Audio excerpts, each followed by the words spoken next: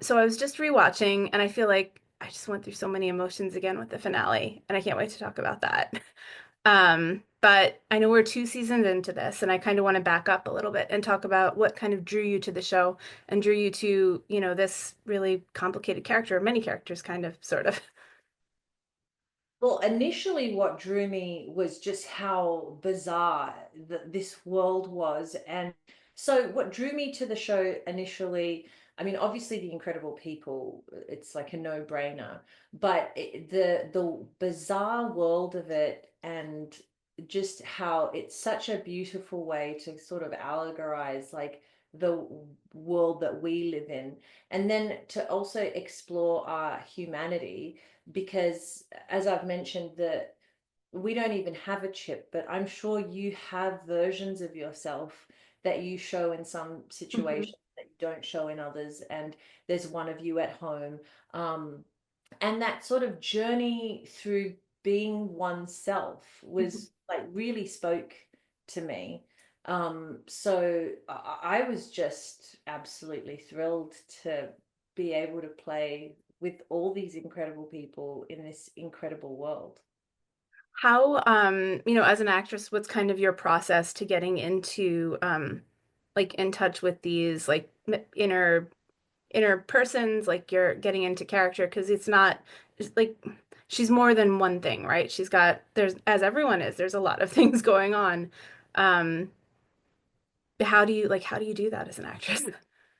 I used a lot of the just the physical aspects of where someone in that space, in that context, might sit, you Mhm. know, and getting into character was a bit of a collaboration because of the hair and makeup team and costumes and even the things around you that you touch, the chair that you're sitting in, all of that really helped me sort of develop the character, even the dialogue.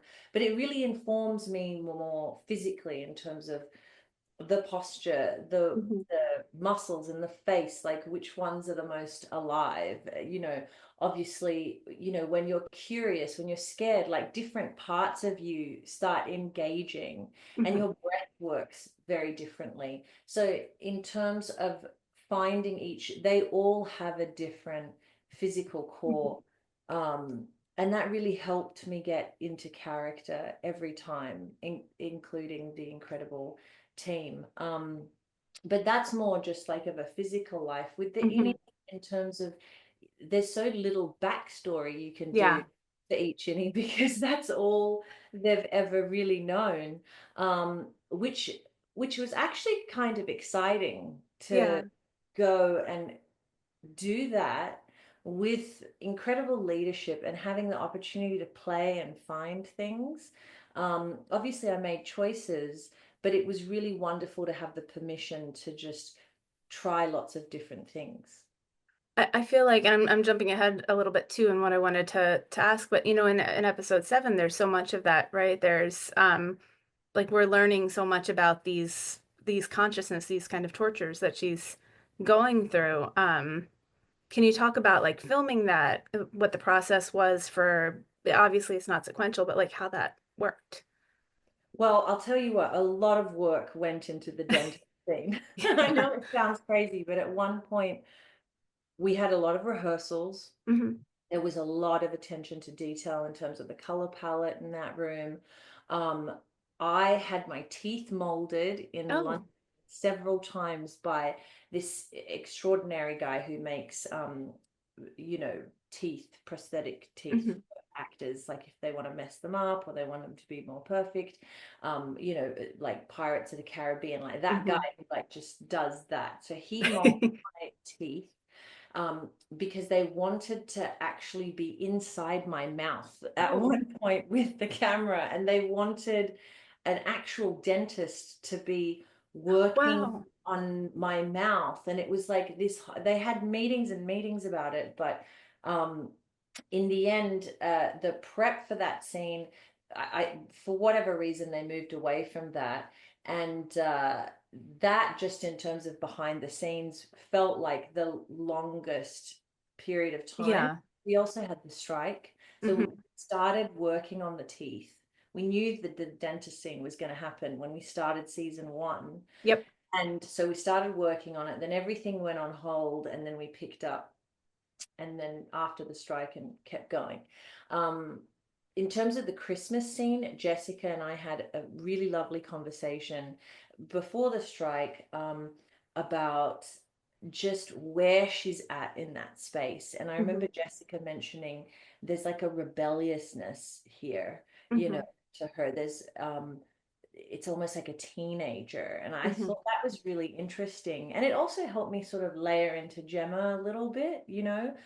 um, in her in her strengths and aspects of her characters. So there was a conversation about that. The airplane one is quite sort of, straightforward. I mean, anyone in that situation, Yeah. and any who's like doesn't really understand what's happening. It's just Yeah.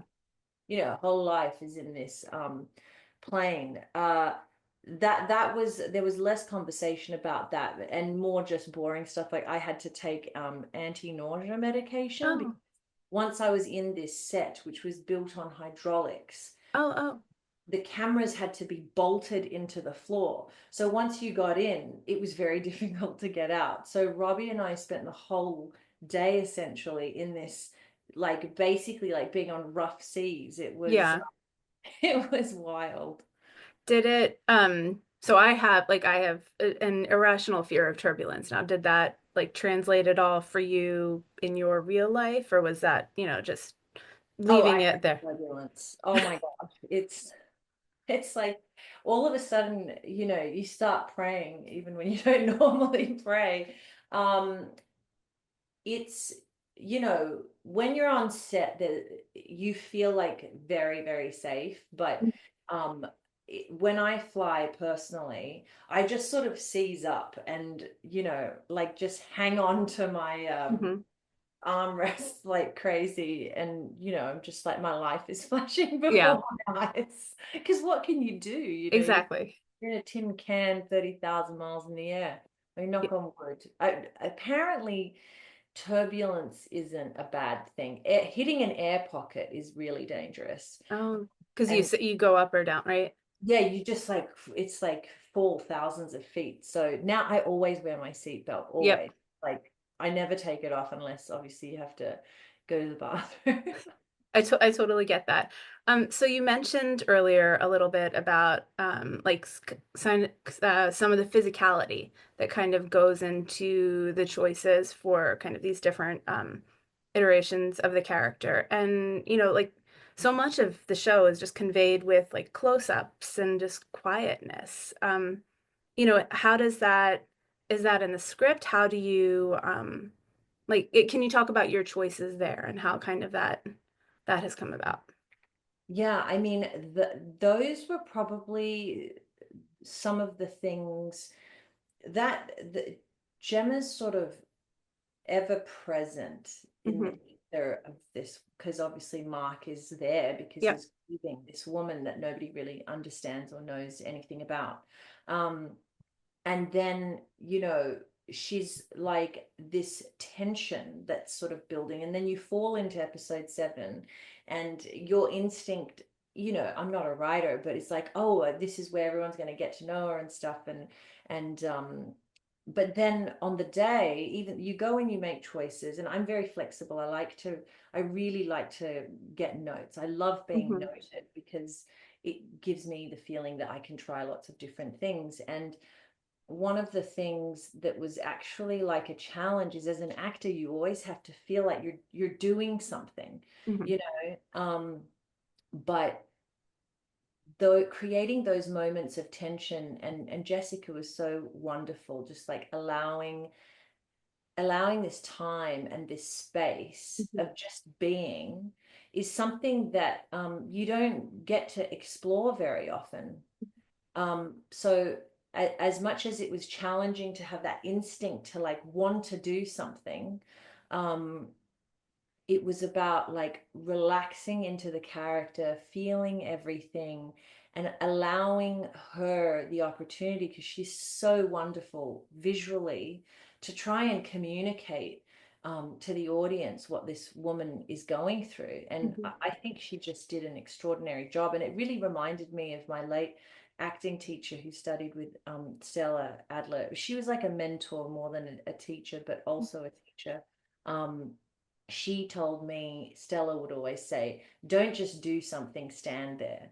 And I think it's Oh. like something that a lot of people who are in front of the camera, I think, struggle with, because you feel Hmm. like you have to justify being there. Hmm. But when I think the story is so well crafted, you find that those lingering moments are really important for the audience Hmm. to breathe and like live with that person.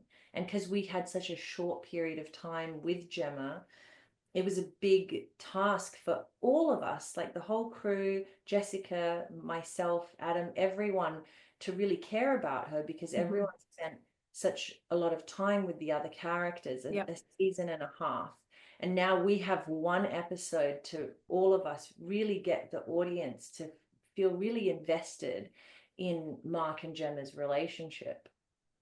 I mean, I think it worked. And first of all, like those the choices, it absolutely worked. But I think too, being invested in their relationship, really worked. And by the end of, by the end of the season and that last episode, those last couple of moments, wow, there was so much there Yeah, too. Did you? really pulls you as an audience member Yep, because you care so much about Mark and Helly. yep, You, I mean, hopefully we did our job, and you're torn. You're yeah. in this place where you just, it's such a difficult situation. It is, and I think even the beginning of that episode of Cold Harbor, where he's kind of having this argument with himself with the via the camcorder. It's just like the whole thing was beautiful. Oh, and Um, he did such an extraordinary job. yeah. So I want to talk more about Cold Harbor because there's this super emotional reunion on the test floor for Gemma and the Audi Mark. I'm sorry, the Audi Mark. I'm gonna get confused here. I have to keep them all straight. Um, she's one they have this one moment which I feel like audiences were really excited about. Did you anticipate that or? I I wasn't sure how. I mean, obviously it's like a moment people have been waiting for. I wasn't sure how it was gonna sort of fall into place, and we just, on the day it just sort of happened. Mhm. Um, obviously I had a lot of other things I had to do because Yes. he's going through the threshold and sees him, and that was probably um, one of the more challenging days.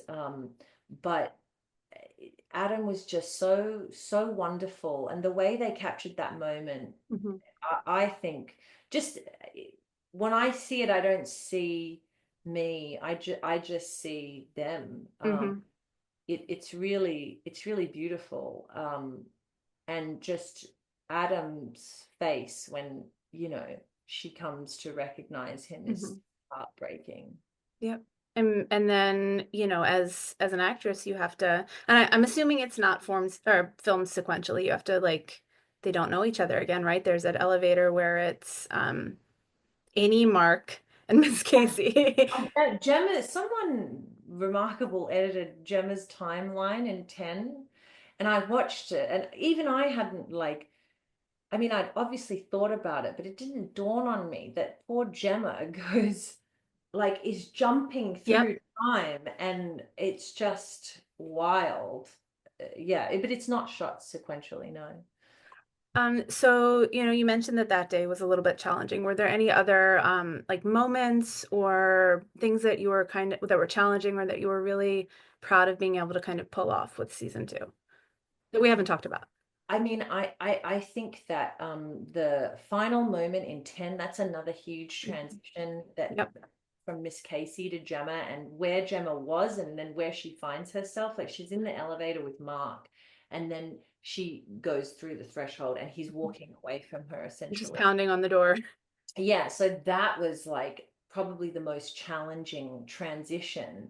And all of the whole process of doing 10, and then to your point about not shooting sequentially, we saved I mean, I had nothing to do with it, but they decided to shoot 7 at the end of the season when the weather was beautiful and the blossoms were out. So that was Oh, like done on purpose. And it actually worked out really well because Adam and I got to spend a lot more time together than we ever have yeah. uh, filming 10. And then that really helped, I think, us just as people at work Hmm. have be comfortable with each other. And, even those little things like sharing stories about your kids and stuff, Hmm. it puts you in a space where you feel safe with someone because you know something a little bit about their life and they know a little bit about you, and you have to create this relationship that feels so um as much as you can grounded and Hmm. real. So that was really special, but the whole thing was challenging because of having to jump like between these like emotions that are at other ends of the spectrum Yeah. in an instant, and also finding like where Gemma was at down there in that basement, Hmm. and really playing with that, um, the tone of where she was, because she'd been down there for quite a while. Yeah. So part of Years, right? yeah, part of her's sort of resigned to it, but part of her is still believing that at some point they're going to let her go. Yeah. I mean, you've done a marvelous job with the character, and it's, such a joy to watch the show and theorize about it partially because of, your wonderful job with it. Oh, thank you. I theorize about it too. I mean, because I don't know what's going to happen, but um, there are so many questions, and I think that's what I mean makes the show so special is that they've all these characters are so beautifully Mhm. lived in and just like beautiful to watch on the screen in this incredible world that is like nothing you've ever seen Mhm. before. Um, you know, that's part of why it's appealing, right? There are so many things to think about, like ethically, philosophically. Yeah. Has it kind of, as a viewer, it's kind of left me with a lot of things to think about. Has it left you like left a lasting mark on you besides, career and all that awesomeness, just, as a human? Yeah, as a human, absolutely. Part of it is sort of the the the myth we've all agreed on in this like world that we live in, all the things our society is built around like the like rules. A Hmm. lot of them make sense, some of them don't. I know there's like in a lot of countries there's old laws from like the 1600s that like are still laws that Hmm. make no sense, but it's like in order to create this society we've all bought into this construct, and what does it really mean, and what's life actually about, we think about our lives as artists, as journalists, as like creative people who are curious. um, there's a desire to explore, but at the same time like you have to, and you might find yourself asking you that question like, but why are we doing it, Hmm. because at the end of the day it's like it's love and companionship, Hmm. relationships that when you're in the sunset of your life, that's ultimately what you think Hmm. about. I mean, I'm sure there are people who think about the legacy they've built and the amazing things they've done in their career or whatever, but they're all things that I feel like can just disappear. Hmm. And as an actor, you experience these highs and lows in a much more contrasty way, and so I feel like you reflect on it more deeply sometimes instead of that loop that you're in a Yeah. 9 to 5 job. I think a lot of people like in the world like Lumen, Hmm. they get to their age of retirement potentially, and it's just, oh, that went by fast, and there's never not opportunity to question the construct and why we do everything Yeah. that we do. But it absolutely makes you ask questions. And sometimes it's sad because you realize that because we bought into the construct, we don't really have any other choice, Hmm. because you have to live in a house and you have to Hmm. pay bills and mortgages and rent, or you know there are just things that you have to do that require this transaction Yep. for money. Um, and sometimes I'm like, well, if money didn't matter, what would I be doing? And Hmm. I would probably be owning like a nursery and working, like I actually like plants, so Yeah. the coincidence that Gemma likes plants. But it definitely does. And maybe that's why it's resonated so deeply with people, Hmm. because it makes them ask those questions as well. Yeah, that could be. I know we're just about at time, but is there anything else you kind of want people to know about your work on Severance, or just anything else like about you or coming up that you've got are working on? About me, I have a couple little things that I can't share yet, but just I'm just so excited and grateful, Hmm. to be in this position, to be able to talk to you Hmm. and be a part of this journey with everybody, because I'm sure you've talked to so many actors. Like, I've been doing this for I think it's almost 20 years, Oh, and wow. the level of contrast I've had in my life, or in even in 1 year sometimes, is just so vast. Hmm. And I'm only just starting to like be at peace with it. Hmm. But it's been like an extraordinary up and down journey, and I have no question that there will be more ups and downs, Of because that's course, yeah. like what we sign up for. But I just like blown away and truly grateful to be able to talk about the show, a show that resonates so deeply with people. Like, I've been on other shows that people have really loved. Hmm. I've been lucky. But my interaction with people, when I'm moving about my life, about this show, Hmm. it's so, it's on another level, the Yeah. conversations we have. And you can see I'm a bit of a talker.